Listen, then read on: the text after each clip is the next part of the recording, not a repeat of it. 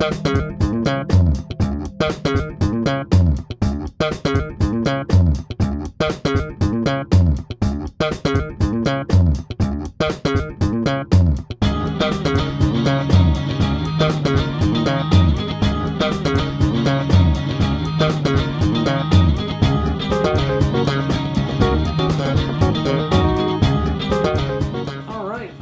101, welcome back. I know I was going to talk about barbarians today, but made some mistakes, left some things out that really should be addressed as part of character creation, and one of those things is skills.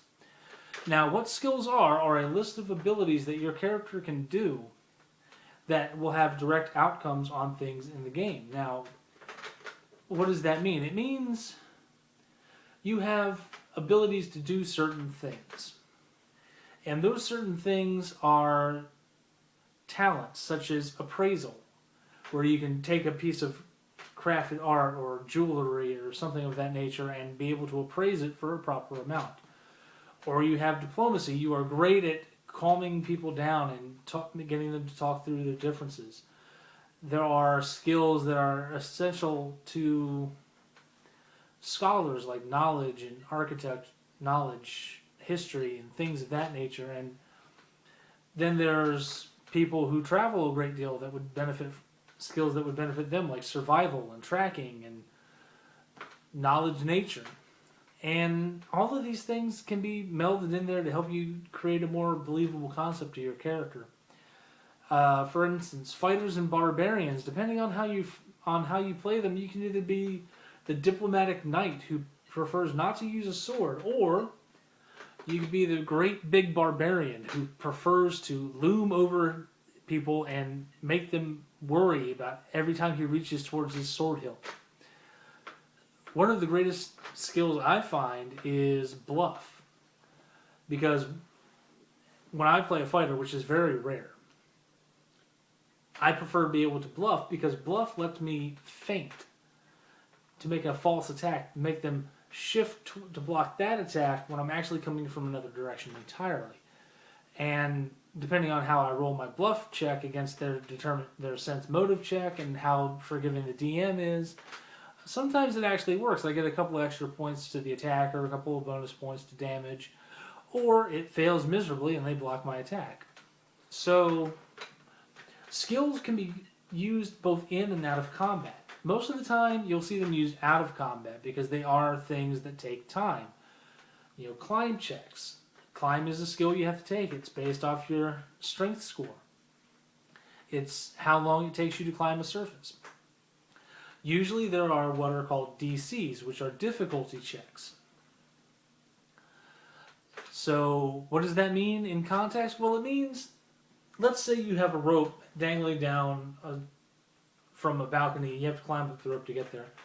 Well, on the adventure sheet, or the notes that the DM has written up for his adventure, will actually have the climb, and then it'll have a number next to it called DC that says something like DC 15 or DC 20. And that means for you to successfully climb that rope, you have to make a 15 or a 20 to climb the rope without difficulties. If not, you may make it up a few feet, but you start sliding back down.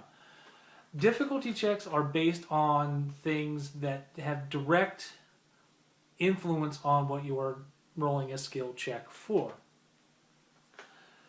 For instance, knowledge skills. The DCs are usually set based on how well known the information is. If it's a really obscure piece of information that only scholars specializing in that area will know, the DC is going to be pretty high. If it's something that everyone knows, like the sun rises in the east, the DC is going to be ridiculously low, if there's a DC at all. And this is true for all skills. And skill checks happen a lot in out of combat situations. You'll be walking through a hallway and you might decide to see if you can hear a conversation through a door. Well, that's a perception check for 4th edition Pathfinder, a listen check in 3.5 and older editions of Dungeons and Dragons. And there would be a DC. How thick is the door? How far away are they from the door? Are you trying not to be heard? And all of those things influence the DC. So to make this check, you would take your 20-sided die and you would roll it, and you would take the number that it comes up with and add it to your listen score or your perception score or whatever equivalent for the game system you're using. If it's a D20 system, if it's not, you take your die pool and see how many successes you have, and if you have enough successes in the die pool, then you hear what it is you're trying to hear. And die pools are for games like Shadowrun or Worlds of Darkness, and I will get into those a little later. And generally speaking, if this is the one area where people can get confused, because in combat, the D20 is an absolute. If you roll a 1 on a D20 in combat, that's an absolute complete fail. If you roll a 20 in combat, that's an absolute complete success. It's called a natural crit, or a natural 20, or a natural 1, a natural fumble. There are a lot of names for it. I've probably not even heard a quarter of the names for them. Skill checks, on the other hand, 1 does not mean automatic failure, although 20 could still mean automatic success. All it means is you get an extra 1 to whatever your skill check is. And if your skill check is like a 5, it means you get a 6 instead of a possible anything else. A lot of people will still consider rolling a 20 a natural success, although it's kind of pointless because the die number is just added to your skill check. Then again, getting an extra 20 points to anything on your skill list is making pretty much everything impossible to fail, because I think the highest DC I've seen in a standard game is 25.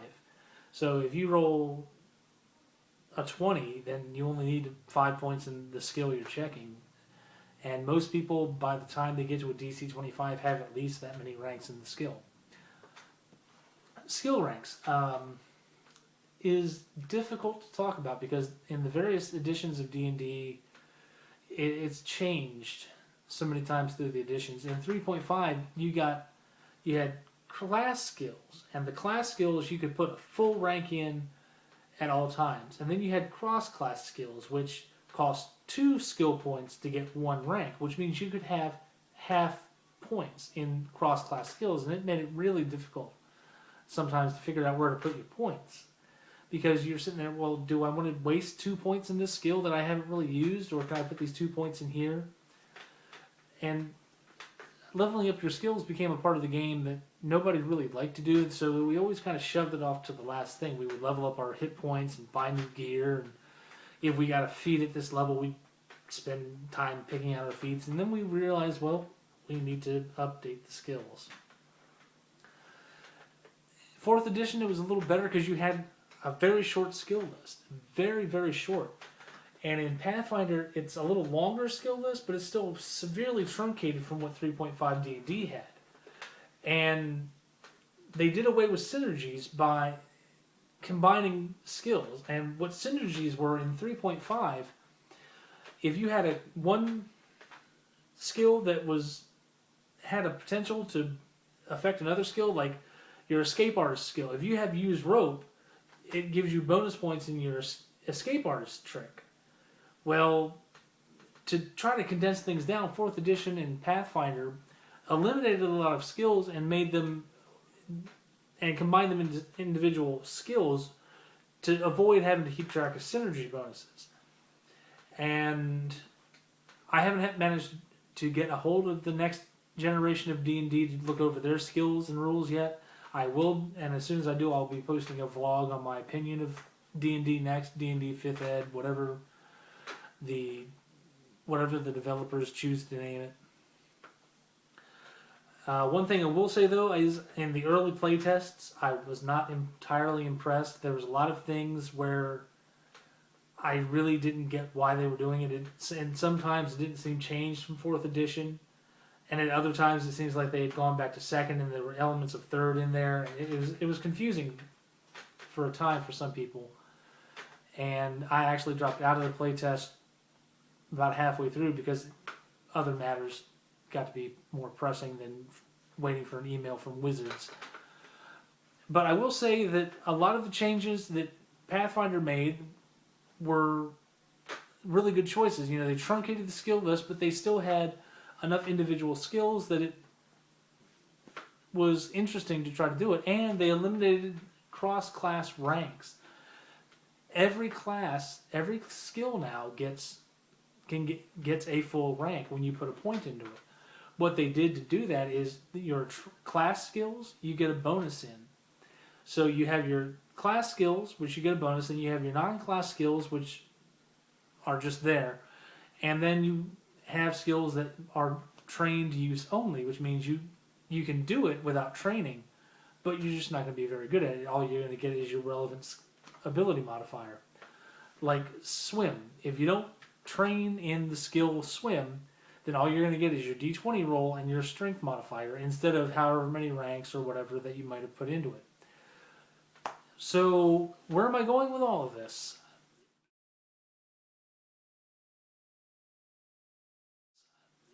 Skills,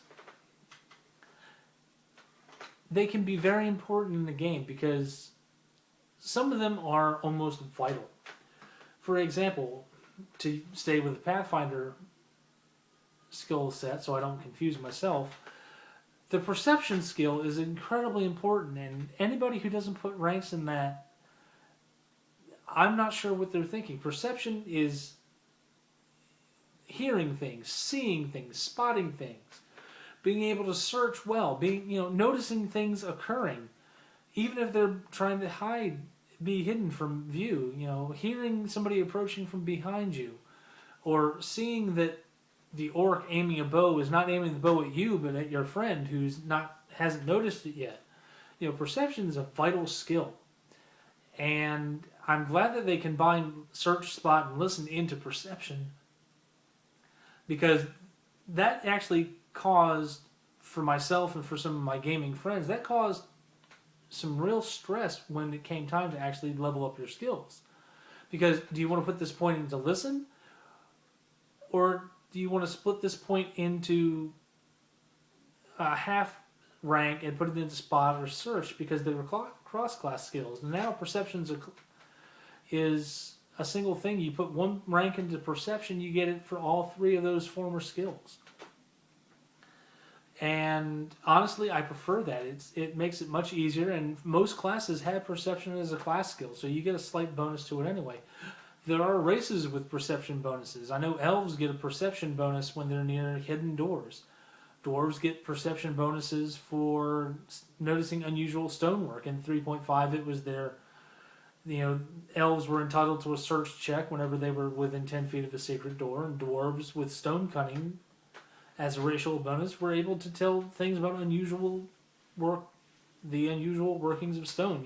Whether these stone blocks of the floor were chiseled in a certain way with certain tools, or if this statue was made by a dwarf or not. And a lot of these things are still in the game. They've just been mutated slightly, rolled into some other skills, or called something different. And skills are one of the tougher things. So how do you determine skills? Well, every class has a set number of skill points that you get every level.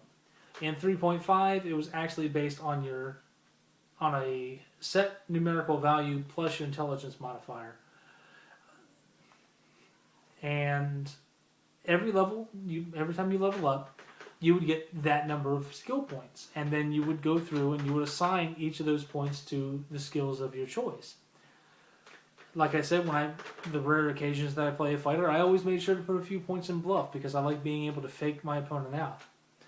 Or if I was playing a barbarian, I'd definitely put points in intimidate, because barbarians are these huge, think Conan from Conan the Barbarian, the Arnold Schwarzenegger versions. Because while I think the new version is an awesome representation of Conan from the graphic novels, it doesn't really strike terror into some people as the thought of somebody the size of Arnold Schwarzenegger towering over you with a greatsword slung over their shoulder. That's intimidation. even though you know you're not going to want to attack, and your friends know that you're not going to want to attack, that guard doesn't know that you don't. That guard does not know that you're not 2 seconds away from bringing that sword down on his head. And you make every attempt to make him continue to think that. You sit there, and you might flex your hand and move your arm like you're getting ready to swing the sword, or you're glowering at him in a very perplexed and very displeased manner. Intimidation goes a long way. Diplomacy, on the other hand, is just as effective. A lot of times the bard is the diplomat of the group, if you have a bard. A lot of players don't like playing bards because they're weak.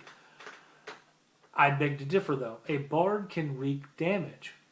Those of you who watch my videos and actually play, pick up your player's handbook, flip to the spell listings, and look at what the first 2 spell levels of bard spells have.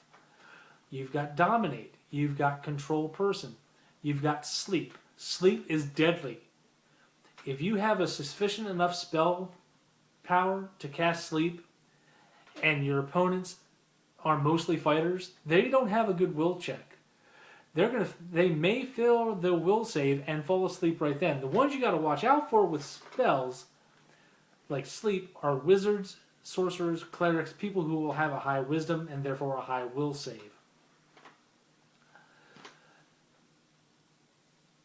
I completely went off the beaten track. I need to go back to talking about skills.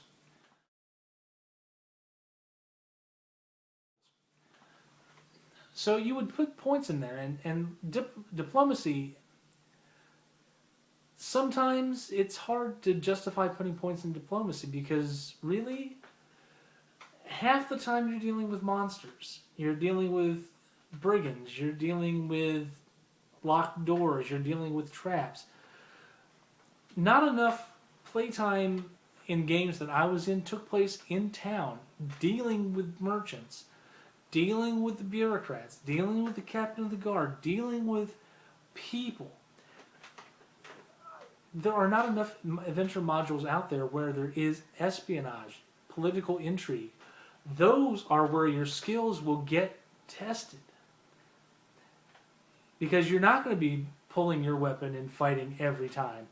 This particular encounter may be a battle of wits, trying to outsmart. Take, for example, in Lord of the Rings, or The Hobbit, rather, where Bilbo and Gollum sit down and have a match of wits of riddles. That's a completely viable encounter in D&D. You could have somebody who the only way to get into this place is to beat them at riddles. It doesn't have to be a scrawny little guy like Gollum. It could be an Ace Sphinx. It could be an Andros Sphinx. It could be a copper dragon who's bored. You know, a lot of times it's not about killing the monster. It's about besting the monster. There are a lot of times in modules that actually says for killing it, you get the experience point, but a lower amount of experience points for killing it than outsmarting it. And a lot of groups have the play style of kick the door in, kill everything that stands up that's not part of your party, and walk out with the treasure. And while that is a valid play style, it's not really flexing your role-playing muscles. You know, if you're a wizard and you've got all these knowledge skills, use those knowledge skills. Say, I'd like to make a knowledge arcana check to see what kind of spell is guarding this door. Or if you're a cleric and there's mystical runes up there, you want to see if any of them have religious significance by making a knowledge religion check. Or let's say the door's jammed and your barbarian or your fighter think they can force it open. You know, that's a strength check. You know, but you might make a dungeoneering check first to make sure it's not a load-bearing wall you're trying to push down. Or to make sure that the door is in a situation where you can force it open. You know, all skills may not be a big combat item, but in my opinion, the out of combat, where most of the role-playing occurs, it's an essential piece. And I'll have a list of skills at the end of this video pulled from the Pathfinder and the 4th edition handbooks of D&D, just to give you an example of what some of the skills in these game systems are. And when I go into Worlds of Darkness and Shadowrun, I'll do the same when I get to the skill portion of those series. And just take a look over these and think on how your character can use this particular skill. How do you want to tailor this? Are you a merchant? If you came from a merchant background, if you are a merchant, you'll have a decent appraise skill because you were buying and selling things. You were trying to get good deals, trying to make sure you weren't gouging your customers if you're an honorable merchant. Making sure that if you did gouge your customers as a dishonorable merchant, that you weren't gouging them so much they knew they were being gouged. So the appraise skill is great. The craft skill would be good because then you can actually talk about the workmanship. So you can tie these things into things in any conceivable way, really. There's a lot of ways to do it. For example, I had a fighter that took bluff and took tumble and took acrobatics and all sorts of things that increased her mobility. Now, she was a fighter, but she wore the lightest armor she could carry. She carried the lightest weapon she could carry. But her armor class was so high because she was so nimble and she was so hard to catch. It's like one of the best ways I describe this is if you pit Spider-Man against Wolverine. If Wolverine can land that punch, Spider-Man's finished. But Wolverine has to land that punch. And Spider-Man is the most agile superhero that Wolverine will probably face next to Quicksilver. I think that's it.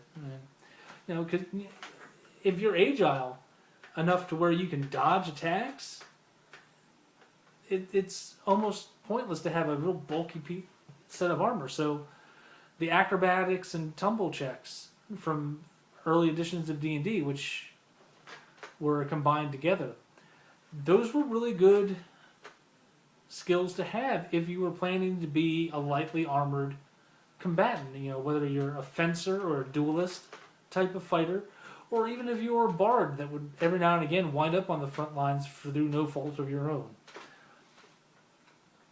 It was also really, really good for monks because monks trained in this. They learned how to fall, they learned how to roll, they learned how to absorb damage. They roll with the punches, literally. So acrobatics and tumble were great skills for them. They're great skills for rogues. The tumble skill, you can actually tumble through an occupied square and not invoke an attack of opportunity. Whereas the normal rule is, if you pass through a threatened square, the opponent in the square... Let me go back a bit. If you think of the battleground as a grid work, which a lot of you play with battle mats, which have 1 by 1 inch grids, which represent a 5 by 5 square. A standard adventurer takes up 1 square, as do standard monsters and brigands. If you pass through a square threatened by one of your enemies, that enemy gets to make a free attack against you. Now, they still have to hit you, but they do get to take a swing at you. Now, what tumble does is it allows you to roll, to basically, literally tumble like a gymnast through the threatened square, but you don't incur an attack of opportunity. So most of the time, even if you didn't have the tumble skill, if you knew you were going to go through a threatened square, you tried to tumble. Now, you may have to spend the next round standing back up because you didn't have the skill, but you didn't get attacked while you were moving through the square. Skills are also really good at haggling. Like I said a little while ago, the appraisal skill. If you know how much this is worth, you're not going to take a copper piece less from the merchants. And the merchants are going to rail against you and try to get even lower. But eventually, between the diplomacy skill and the appraisal skill, you can sell pretty much anything for a decent price for what you want it for. You can also haggle for services, like getting healing spells cast. Most temples and churches will generally do it for a nominal fee, which usually just covers the regents for the spell. But there are some places out there that might charge a little bit more. Generally speaking, diplomacy is a good skill for somebody in your party to have, and it's generally the one who seems the least bit threatening. Usually that's the bard because they're highly charismatic. If you don't have a bard, it falls to either the wizard or the priest because they're generally less threatening than the 7-foot-tall fighter with the giant broadsword. So, next time I'm going to actually sit down and talk about feats and what feats involve. And feats are one of the most fun of building characters in some game systems. 4th edition, the feats weren't as expansive as they were in 3rd edition. I know they fixed that later on in the series, in the session, but feats are really, really fun, and they really add so much to your character. So, thanks for tuning in. I hope to see you next time.